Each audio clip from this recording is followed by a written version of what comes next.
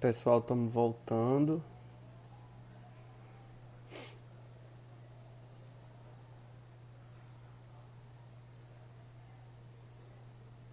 Estamos voltando, vamos só esperar a Idaline. Fiquem aí que eu printei aqui a última pergunta, aí eu só vou enviar aqui pro WhatsApp, aí a tela vai ficar escura, mas não tá encerrando a live não, pessoal, pelo amor de Deus. Fica aí. A Idaline já tá por aqui, já vou colocá-la de volta. E vocês podem enviar lá os colegas que a gente ainda tem muito que discutir, pessoal. Pronto, Idaline, estamos de volta. Pronto. Conteúdo, quando é bom, a gente acaba aqui. E tá muito bom mesmo, viu? Não é puxando saco, não, nem. Ah, coisa boa. Tá muito bom. Aí, Idaline, a gente tinha. Eu acho que o Jonathan Santos, se ele já estiver por aqui, coloca um joinha, porque a gente vai reiniciar, né? Voltar a partir de uma pergunta que ele deixou. Ele deixou um questionamento e Certo. a gente responde a pergunta dele. Tá me ouvindo bem, Idaline? Tô ouvindo. Tá me ouvindo? Tô, tá bem, tá, o áudio Tá ótimo. tá ótimo, não tá com problema nenhum. Então o Jonathan tá aqui, né? Jonathan Santos, e Oi, Jonatas. ele perguntou o seguinte: pediu para você falar um pouco sobre o processo de recomendação de uma bactéria como inoculante. É um processo rápido, quais as fases? Jonatas, beijo. Jonatas também é parceiro lá. Eu era parceira lá do laboratório, né, da Embrapa Semiárido. Uhum. E o processo é lento, requer anos, né? Chega a questão de anos, porque existe todo aquele processo que eu já disse anteriormente e vou é, falar novamente, que é a questão de quando você trabalha com micro-organismo vivo, existe uma certa responsabilidade, porque você tem que realmente ver a eficiência e que ele seja benéfico, né? Que não venha nenhuma bactéria patogênica que venha acabar com a produção. Então, a questão seguinte, feito o isolamento dessas bactérias, nós levamos, seja da raiz, seja do solo, do caule, das folhas, Oi, Daline. tá baixo. O pessoal tá falando Vamos que tá testar de baixo. novo. Vamos testar de novo o microfone. E aí, melhor? Deixa eu colocar quando que até eu tô tirando o microfone aqui de novo. Fala aí, Daline. Melhorou? Pra mim tá bom. Deixa o pessoal falar aí se tá legal o áudio. Pessoal, Melhorou, Everton? Everton. Aqui tá normal, o pessoal tá falando. Ah, Coloca. pronto, tá normal. Então, ótimo. Pronto, tá ótimo. Então, a questão é o seguinte: o processo, nós vamos para o campo, né, e vamos retirar o material. Se for para leguminosas, os nódulos. E esses nódulos vão ser todos desinfestados superficialmente. Isso serve para raízes, folhas e como. E vai ocorrer o processo de desinfestação de nódulos. Vamos preparar os meios de cultura específico. Para leguminosas, nós utilizamos um meio específico, que é o YMA, que ele tem como característica uma cor vermelha, que é justamente para ficar de mais fácil identificação se tem contaminação. Por isso que eu te perguntei naquela hora, quando você falou Uhum. do bradyrhizóbio, porque fica de mais fácil visualização. Em bactérias de gramíneas, normalmente utilizamos o meio de cultura DIGS, que tem toda a sua suplementação para bactérias de gramíneas. Então, ocorre esse plaqueamento que consiste em riscar esses extratos nas placas de Petri e deixar crescer em temperatura ambiente. Na maioria das vezes, 28 graus, por aí em torno. Então, o crescimento dessas bactérias vai ocorrer e vai depender, né, de cada bactéria, se o crescimento é rápido ou lento. Gramíneas, na maioria das vezes, é rápido e leguminosas, elas variam. Após esse crescimento, ocorre uma primeira classificação, que se chama da classificação morfológica ou cultural, que é justamente avaliar formação de colônia, Isso acontece depois da purificação da placa. Então, essa caracterização morfológica consiste é uma primeira etapa, porque vai afunilando, porque como a diversidade é alta, provavelmente o número de micro-organismos que você vai ter numa placa são muito grandes. Então, o que é que acontece? Você vai ocorrer o processo de caracterização quanto à cor da colônia, formato, tamanho, se tem leguminosas, presença de muco, que é uma característica dessas leguminosas, uma questão de adaptabilidade dessas bactérias, que muitas delas, principalmente bactérias de semiárido, elas produzem muito muco. Então, elas formam uma capa protetora, justamente para evitar aquela questão que eu disse de inativar a enzima nitrogenase. Outra situação também em leguminosas é em questão do pH, que pode variar de bactérias com pH alcalino e o pH ácido. E isso ocorre a mudança no meio que você está trabalhando. Em gramíneas é mais simples, você vai ter uma variedade maior porque o crescimento é rápido e vai fazer toda essa caracterização. Feita essa caracterização, você monta uma planilha e você vai identificando. Então, meu orientador no tempo, ele gostava de muito trabalho, então nós trabalhávamos com todas as bactérias que tivessem puras. E o que é que acontece? Vai para a parte dos testes de promoção de crescimento, que são todos esses que eu já falei. Produção de hormônios, produção de questão de solubilização de fosfato.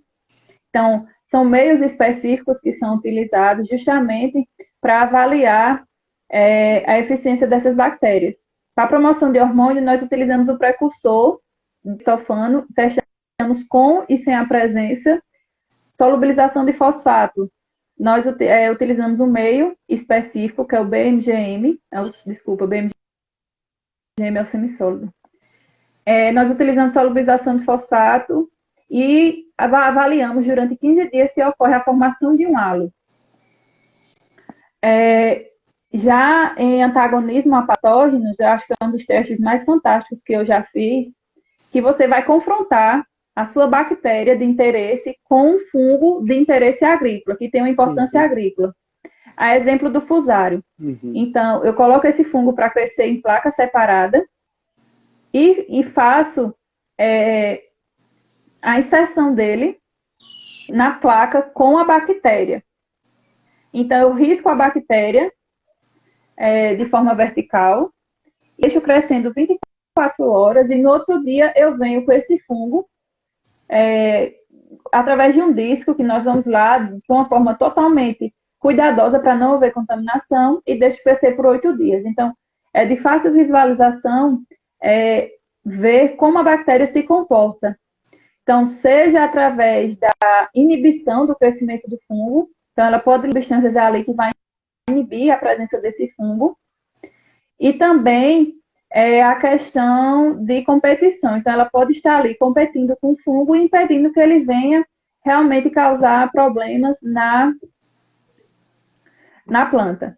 E aí, depois disso aí, fazemos uma seleção, e dessa seleção nós vamos testar a eficiência dessas bactérias em vasos. Então, testamos a eficiência dessas bactérias em vasos, e depois, testada essa eficiência comprovada, nós vamos identificar essas bactérias, que é através de testes moleculares. Então, esses moleculares têm todo um processo, que é extração do DNA dessas bactérias, extraímos o DNA, utilizamos genes que vão realmente ver se tem testes que vão, como PCR de cadeia, que são testes mais laboriosos, mas que precisa ser feito, que é justamente para ver se tem a expressão do gene em bactérias que apresentam nódulos leguminosas. Nós utilizamos o gene SNOD. E em bactérias de gramíneas também utilizamos o gene NIF, que é ele que está relacionado com a biossíntese da expressão da enzima nitrogenase. Então, feito isso, essas bactérias são identificadas e são levadas para campo. Então, Então, há quem já tem essas bactérias antes do processo de identificação, porque requer um certo tempo, e já leva para campo, em condições naturais, sem solo esterilizado, nas condições de um ambiente. Então, essas bactérias, elas são testadas em vários tipos de solo, com climas totalmente diferentes, justamente para ver a eficiência dessa em diversos ambientes. E a partir daí, passa por todo esse processo, conhecida por um órgão, que aí vai para o mapa, e assim ocorreu o processo de formulação desse inoculante. Então, existe muita parceria hoje em dia entre a Embrapa e algumas empresas privadas que têm um interesse em produzir. Então, a Embrapa entra com a pesquisa, né, com essas bactérias, e essas empresas privadas entram com o trabalho, com o dinheiro, justamente para investir nesse desenvolvimento de novos inoculantes. Ótimo. E Daline, o Luderlândia ele está perguntando o seguinte: se a promiscuidade de uma cultura, como é o caso do feijão calpito, dificulta a criação de um inoculante específico? Algumas vezes possa ser que venha causar alguma intervenção. Mas a maioria das bactérias que tem eficiência para o calpi é o Bradyrhizobio. Então, os inoculantes com Bradyrhizobio para calpi. Então, essa promiscuidade dele, ele pode se associar, por isso que existe essa questão de fazer a aplicação anualmente, porque ele vai se associar com uma diversidade muito grande, e às vezes a bactéria está ali dentro do nódulo e não está realizando a função de fixar o nitrogênio. Oi, Daline, então existe antes, né, uma pesquisa, um levantamento para saber qual o gênero dessas bactérias que tem maior afinidade com culturas diferentes, né? Independente de ser leguminosa, está dentro daquele grupo, ou independente de ser gramínea. Cada cultura vai se relacionar de uma forma diferente com o gênero.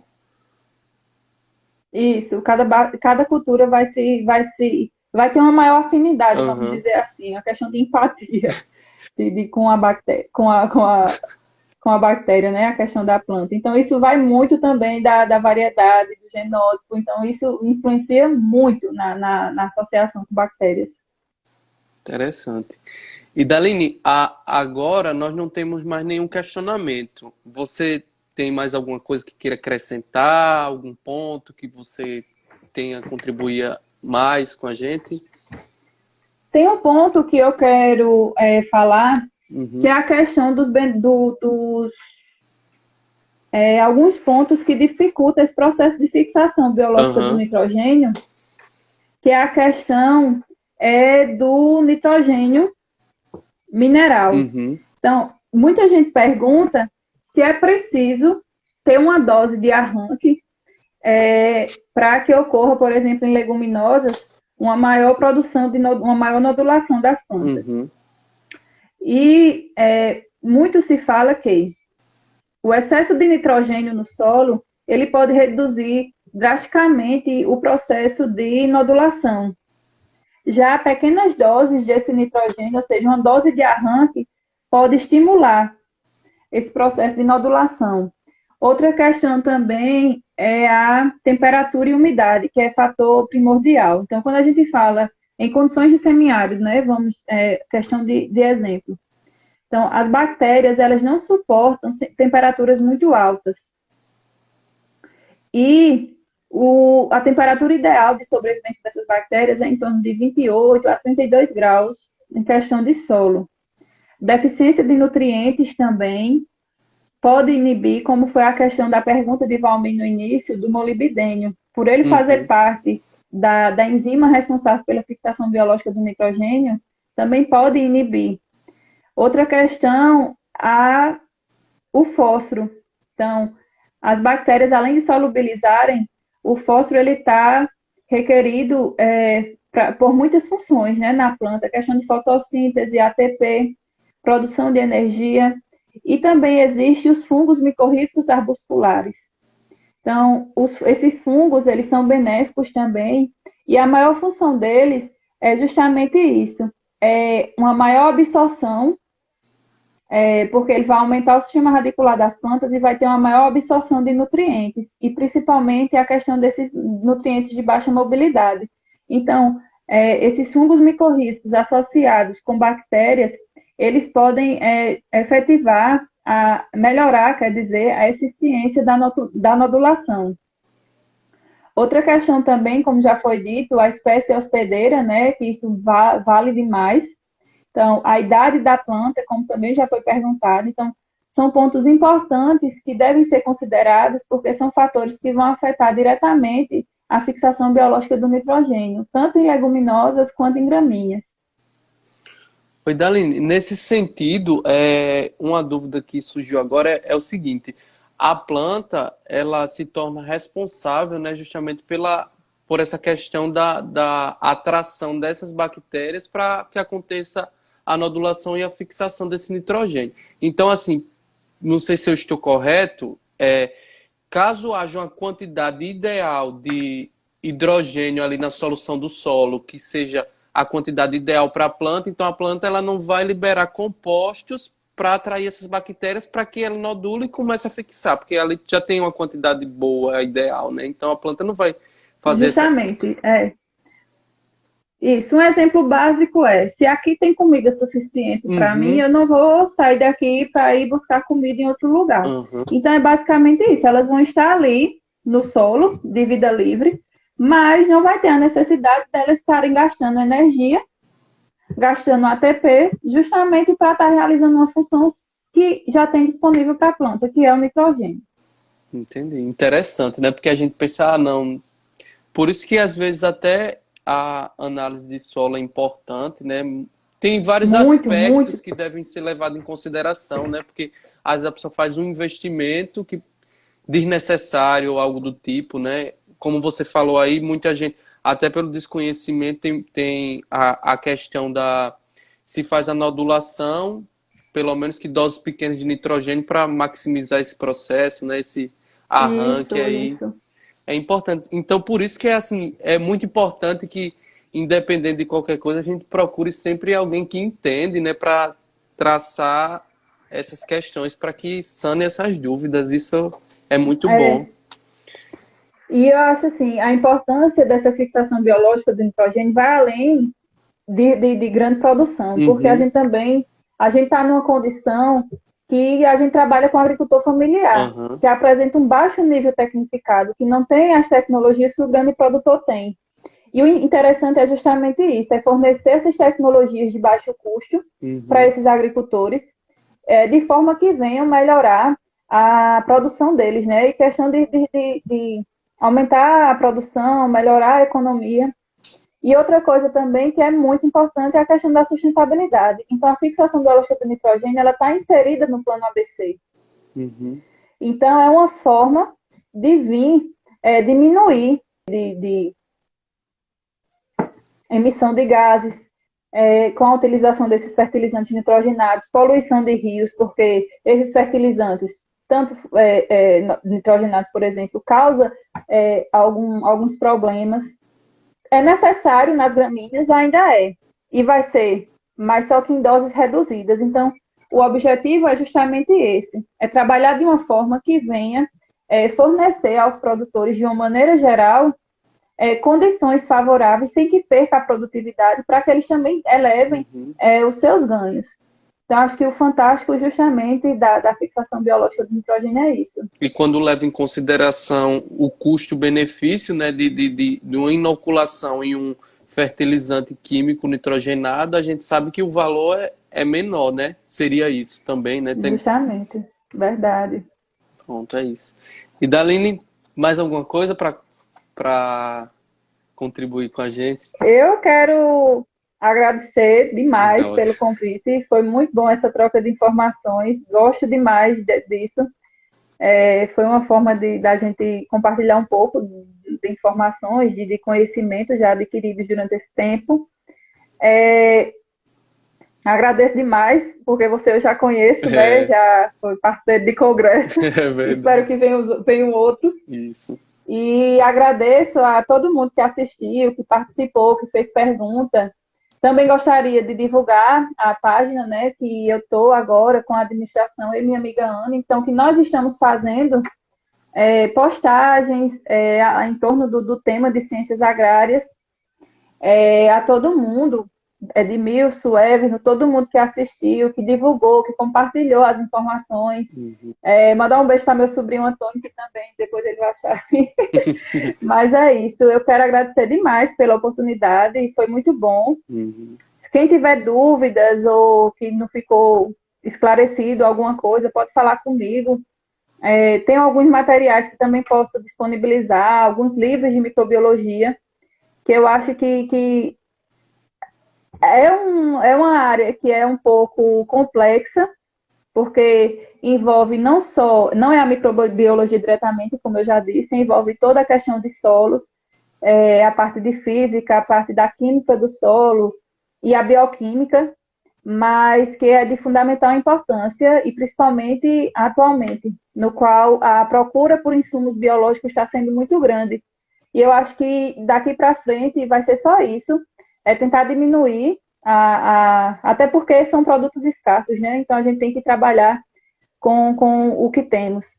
E é isso. É Só isso. quero agradecer mesmo. E a gente do centro acadêmico, né, eu como representante, mas em nome de todos eles, né, inclusive até do CCTA, do Centro de Ciência e Tecnologia Agroalimentar, a gente quer agradecer assim, imensamente a você, Daline, por ter recebido o nosso convite e principalmente por ter aceitado, né, assim, a gente sabe que você tem um conhecimento assim muito amplo e que a gente, nesse momento de pandemia, a gente quer aproveitar o máximo que a gente pode Verdade. extrair, né, tentar extrair como foi feito hoje, assim, de um tema que é muito bom, alguns tabus que a gente não tá com muita ligação ainda, porque a gente acaba que na graduação a gente vê microbiologia, lógico, fixação biológica de nitrogênio, mas assim, a gente não dá uma aprofundada tão grande assim, e de pontos que seriam simples, mas que a gente às vezes está meio cru no que diz respeito ao conteúdo, né? Então, assim, a gente agradece muito a você, eu lhe agradeço bastante, como você falou, nos conhecemos em um congresso, na reunião nordestina de Ciências do Solo, foi muito bom aquele momento, e a gente só tem... E eu quero até parceria para você ter educação de solos, viu?